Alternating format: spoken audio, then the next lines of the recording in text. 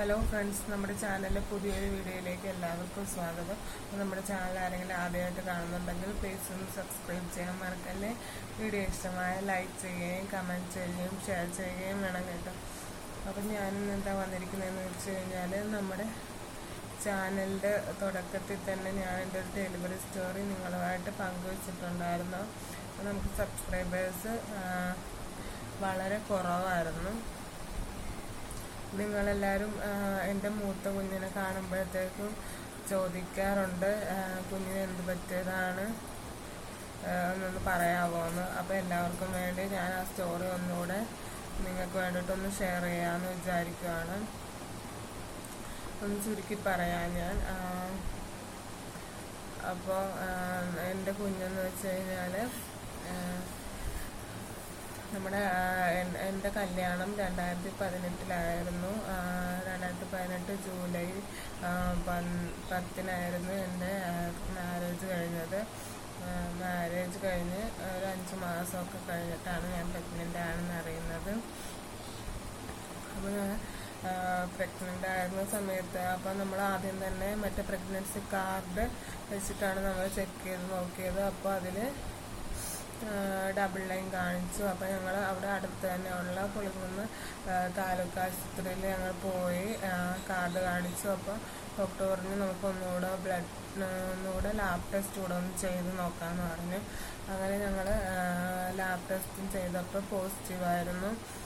അന്ന് ഡോക്ടർ ഞങ്ങൾക്ക് ആദ്യത്തെ സ്കാനിങ്ങിന് എഴുതി തന്നു. സ്കാൻ ചെയ്ത് അതിൻ്റെ റിപ്പോർട്ട് കൊണ്ടുവന്ന് കാണിക്കാൻ ഡോക്ടർ പറഞ്ഞു. അങ്ങനെ ഞങ്ങൾ ചങ്ങനാശ്ശേരിയിലുള്ളൊരു ലാബിൽ പോയി ഫസ്റ്റ് സ്കാനിങ് ചെയ്ത് ആ റിപ്പോർട്ട് കൊണ്ടുവന്ന് ഡോക്ടറിനെ കാണിച്ചു. അപ്പോൾ ഡോക്ടർ പറഞ്ഞു പേടിക്കാനൊന്നുമില്ല, നോർമലായിട്ടുള്ള പ്രഗ്നൻസി, വേറെ കോംപ്ലിക്കേഷൻസ് ഒന്നും ഇപ്പം കാണുന്നില്ലെന്ന് പറഞ്ഞു.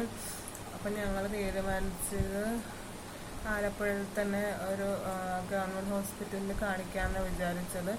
ഞങ്ങളങ്ങനെ ആ ഗവൺമെൻറ് ഹോസ്പിറ്റലിൽ ഉള്ളൊരു ഹെഡായിട്ടുള്ള തന്നെ ഒരു ഡോക്ടറിനെ, ഗൈനക്കോളജിസ്റ്റിനെ, എൻ്റെ വീടിനടുത്ത് തന്നെ ഉള്ള ഒരു ഗൈനക്കോളജിസ്റ്റിനെ ഞങ്ങൾ ചെക്കപ്പിനായിട്ട് കാണാൻ തീരുമാനിച്ചു. അങ്ങനെ ഞങ്ങൾ 9 മാസങ്ങളും ആ ഡോക്ടറിനെ തന്നെ നമ്മൾ വീട്ടിൽ പോയി പ്രൈവറ്റായിട്ട് കണ്ട് ചെക്കപ്പൊക്കെ നടത്തുകയായിരുന്നു. അങ്ങനെ ഡോക്ടർ അഡ്മിറ്റ് ആകാൻ പറഞ്ഞ ഡേറ്റിൽ നമ്മൾ ഹോസ്പിറ്റലിൽ പോയി അഡ്മിറ്റായി.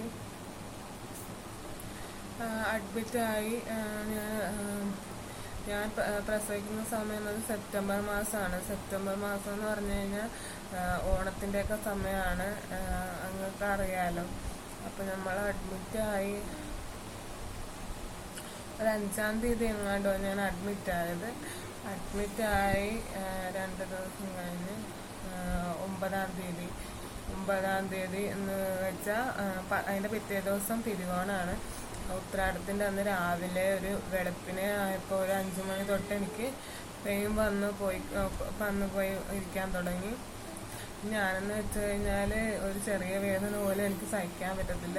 പീരീഡ്സിൻ്റെ വേദന പോലും എനിക്ക് ഭയങ്കര സഹിക്കാൻ പറ്റാത്തത്ര വേദനയാണ് എനിക്ക് വന്നിട്ടുള്ളത്. അപ്പോൾ അതുകൊണ്ട് എനിക്ക് ഞാൻ അധികം ഒരു സ്ട്രോങ് ആയിട്ടുള്ള ഒരാളല്ലായിരുന്നു.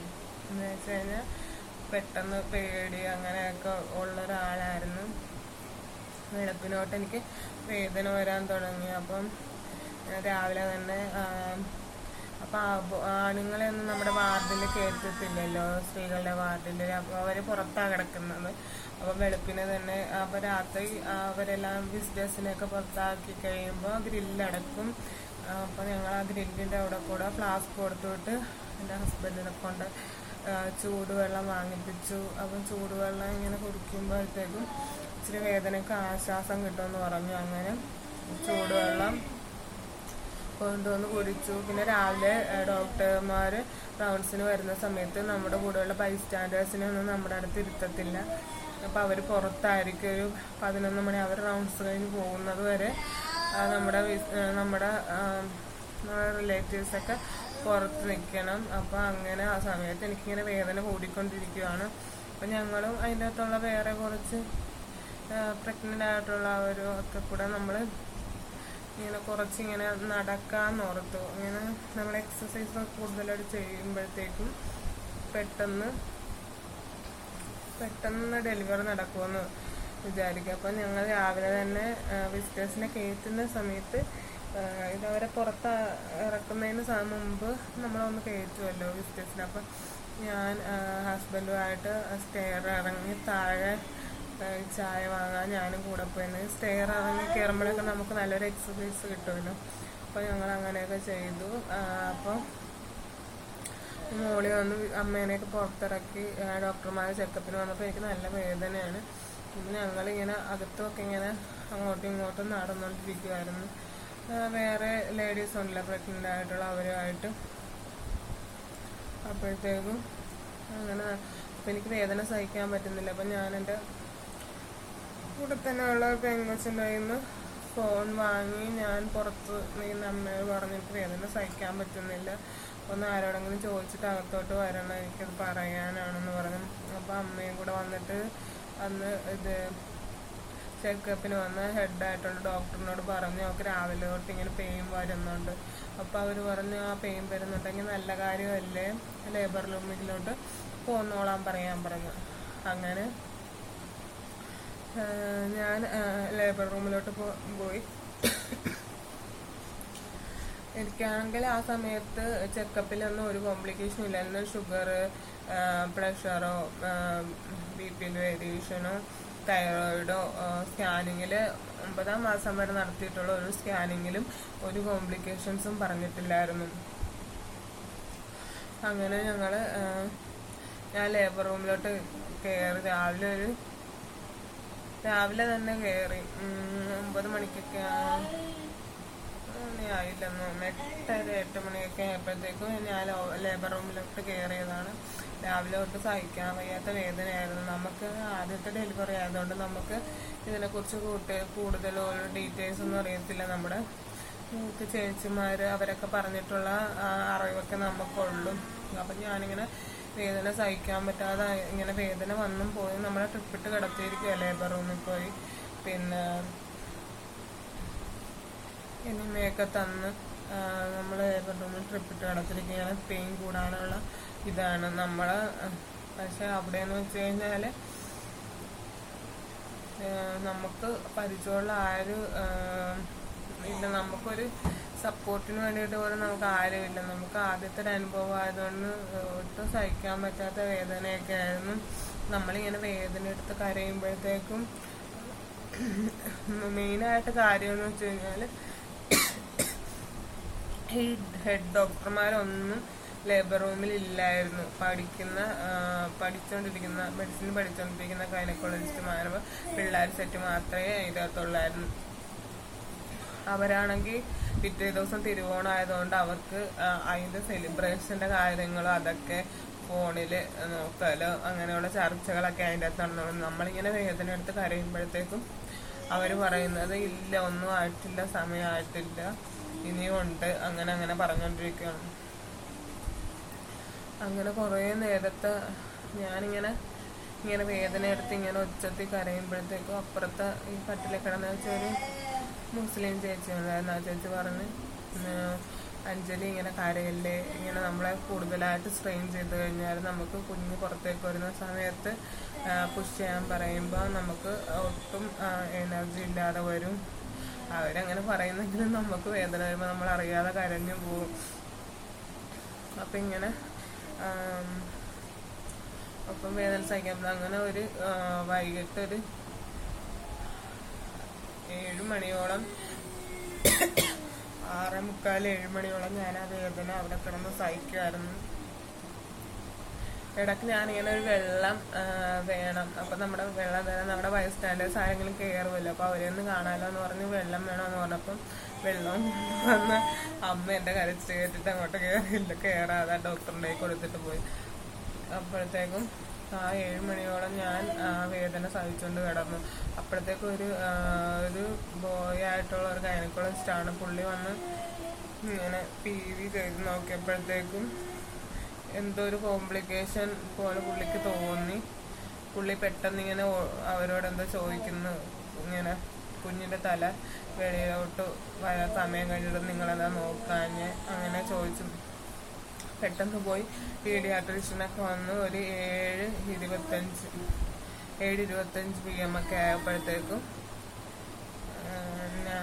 ഞാൻ ശക്തിക്കുട്ടനെ പ്രസവിക്കുകയുണ്ടായത്. നോർമൽ ഡെലിവറി തന്നെയായിരുന്നു. പക്ഷേ ഹോസ്പിറ്റലിൻ്റെ ഭാഗത്തുള്ള അപാകത മൂലമാണ് എൻ്റെ കുഞ്ഞിന് ഇങ്ങനെ ഒരു അസുഖം വരാനായിട്ടുള്ള പ്രധാനപ്പെട്ട കാര്യം. കുഞ്ഞ് പുറത്തു വരേണ്ട സമയം കഴിഞ്ഞിട്ടും കുഞ്ഞ് പുറത്തോട്ട് വരാതായപ്പോൾ ഉള്ളി വെച്ച് തന്നെ ഇങ്ങനെ മഷി ഇട്ടിട്ട് അത് കുഞ്ഞിൻ്റെ ലെങ്സിലൊക്കെ പോയി. കുഞ്ഞ് വെന്റിലേറ്ററിലായിരുന്നു. അപ്പോൾ സാധാരണ എൻ്റെ ചേച്ചിമാരൊക്കെ പറഞ്ഞ് കേട്ടിട്ടുണ്ട്, കുഞ്ഞ് ജനിച്ച് പുറത്തോട്ട് വരുന്ന സമയത്ത് കുഞ്ഞ് ഇങ്ങനെ കരയാറുണ്ട്.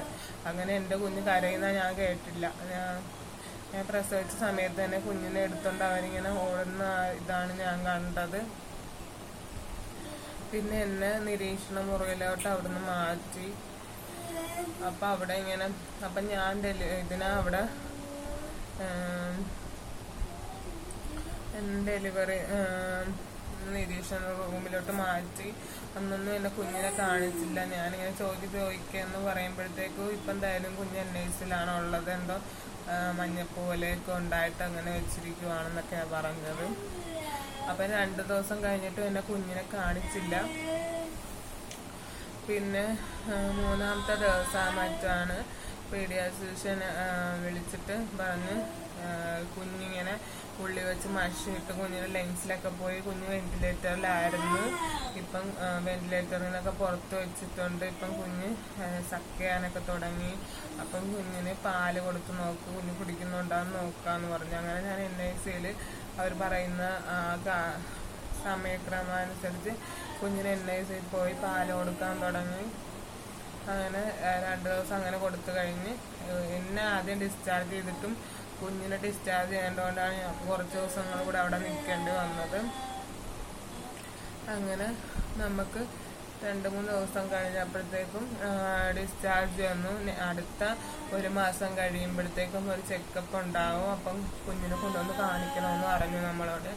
അപ്പം നമ്മൾ കുഞ്ഞിനെ കൊണ്ടുവന്ന് അവിടെ ചെക്കപ്പിന് കാണിച്ചു. അപ്പോൾ അവർ ഹെഡിൻ്റെ അളവ്, അങ്ങനെ വെയിറ്റ്, അങ്ങനെയുള്ള കാര്യങ്ങളൊക്കെ നോക്കിയിട്ട് പറഞ്ഞു എനിക്ക് കുഴപ്പമൊന്നുമില്ല, ഇനി ചെക്കപ്പിനൊന്നും കൊണ്ടുവരണമെന്നില്ല, കുഞ്ഞിന് കുഴപ്പമൊന്നുമില്ലെന്ന് പറഞ്ഞു.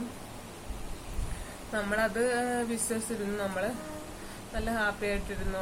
കുഞ്ഞിനിപ്പം കുഴപ്പമൊന്നും ഇല്ലല്ലോ, എല്ലാം ശരിയായല്ലോ എന്നൊക്കെ നമ്മൾ ഹാപ്പി ആയിട്ടിരുന്നു. എന്നിട്ട് കുഞ്ഞൊരു 5 മാസത്തിൽ സാധാരണ കുഞ്ഞുങ്ങളൊക്കെ കമന്ന് വീഴാറുണ്ടല്ലേ.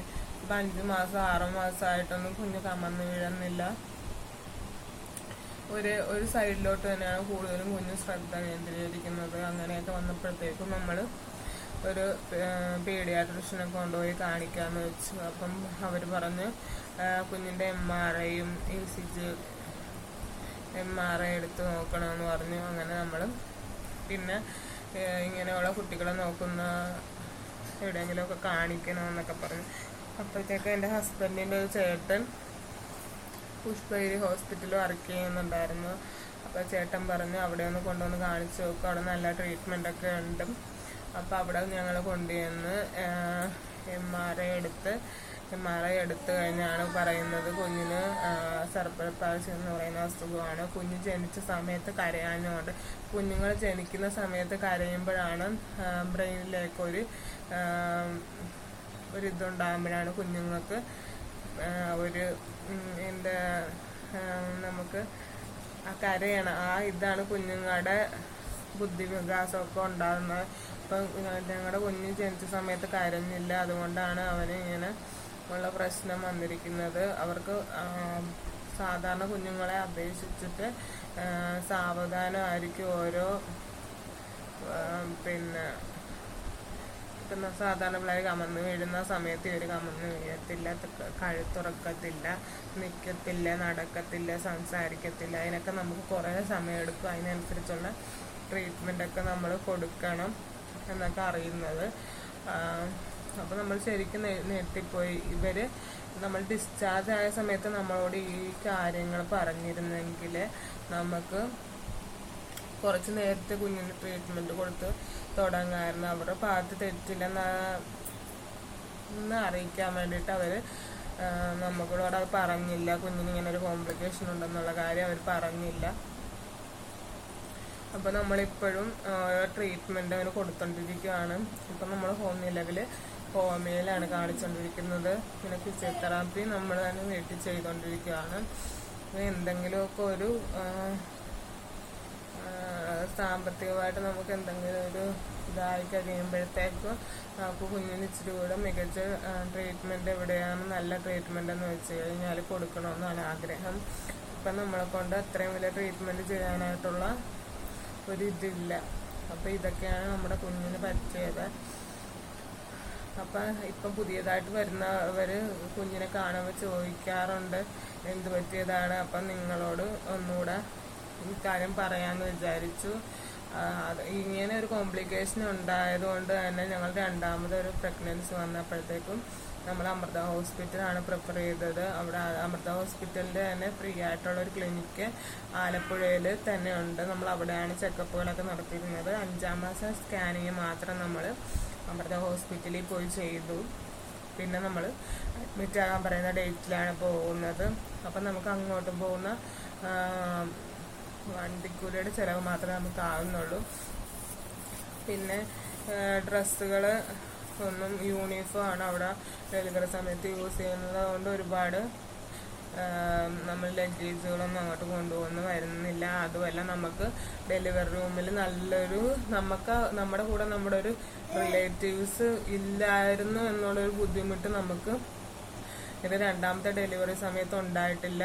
ഡെലിവറിയുടെ സമയത്ത് എൻ്റെ ഹസ്ബൻഡിനെയും എന്നെ കാണിക്കാൻ അവർ അനുവദിച്ചിട്ടുണ്ടായിരുന്നു.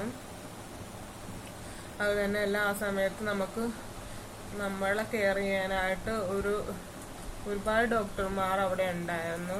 അത് നമ്മൾ പിന്നെ നമ്മുടെ കയ്യിൽ നിന്ന് പൈസ മേടിച്ചല്ല, അത് ഫ്രീ ആയിട്ട് തന്നെ ഉള്ളൊരു സ്കീമിലാണ് നമ്മളവിടെ പോയത്. പിന്നെ കുഞ്ഞിനെ ജനിച്ച സമയത്ത് ഒരു മഞ്ഞപ്പോലെ ഉണ്ടായിരുന്നുകൊണ്ട് അവനെ NICUയിൽ അഡ്മിറ്റ് ആക്കിയതിൻ്റെ ഒരു ചെറിയൊരു ചിലവ് മാത്രമേ നമുക്ക് വന്നിട്ടുണ്ട്. അല്ലാതെ നമ്മുടെ അടുത്ത് ഒക്കെ ആൾക്കാരവിടെ കാണിച്ചിട്ട് ഒരു ചിലവും തന്നെ അവിടെ കാണിച്ചപ്പോൾ വന്നിട്ടില്ല. അതുകൊണ്ട് രണ്ടാമത്തെ ഡെലിവറിക്ക് എനിക്ക് ആദ്യത്തെ ഡെലിവറിയുടെ പോലെയുള്ള ഒരു ബുദ്ധിമുട്ടും തന്നെ ഉണ്ടായിട്ടില്ല. അതുകൊണ്ട് അവന് ഒരു പ്രശ്നങ്ങളും തന്നെ കുഞ്ഞിനില്ല. ഈ മൂത്ത കുഞ്ഞിന് നമ്മൾ ഗവൺമെൻറ് ഹോസ്പിറ്റലിൽ നമുക്ക് ഇങ്ങനത്തെ ഒരു ഇതന്ന് അറിയാവുന്നുണ്ടായിരുന്നെങ്കിൽ എൻ്റെ മൂത്ത കുഞ്ഞിനും ഇപ്പം അവനെ പോലെ എൻ്റെ ഇട കുഞ്ഞിനെ പോലെ തന്നെ എല്ലാ കാര്യത്തിലും നല്ല ആക്റ്റീവായിട്ട് ഇപ്പം 1-ാം ക്ലാസ്സിലൊക്കെ അംഗനവാടിയൊക്കെ കഴിഞ്ഞ് LKGയിലൊക്കെ ആക്കേണ്ട പ്രായമായി എൻ്റെ കുഞ്ഞിന്. അപ്പം അങ്ങനെ ഒരു സങ്കടം നമുക്കുണ്ട്. അപ്പം ഇങ്ങനെ ഒരു കാര്യം സംഭവിച്ചുകൊണ്ടാണ് എൻ്റെ മൂത്ത കുഞ്ഞിന്. അപ്പോൾ അത് നിങ്ങൾ പുതിയതായിട്ട് വന്ന ആൾക്കാർക്ക് എല്ലാവർക്കും അറിയാത്തതുകൊണ്ട് ഞാൻ നിങ്ങളോടൊന്ന് ഷെയർ ചെയ്തെന്നേ ഉള്ളൂ. നമ്മുടെ ചാനൽ ആരെങ്കിലും ആദ്യമായിട്ട് കാണുന്നവരുണ്ടെങ്കിൽ നമ്മൾ സപ്പോർട്ട് ചെയ്യണം കേട്ടോ. നിങ്ങളുടെ സപ്പോർട്ട് ഉണ്ടെങ്കിൽ മാത്രമേ നമുക്ക് മുന്നോട്ട് പോകാൻ പറ്റത്തുള്ളൂ. അപ്പോൾ ഇത്രയൊക്കെ ഞങ്ങളോട് പറയാനുള്ളൂ. അപ്പോൾ നമുക്ക് അടുത്ത വീഡിയോ ആണ്. അതുവരെ എല്ലാവർക്കും ടാറ്റ.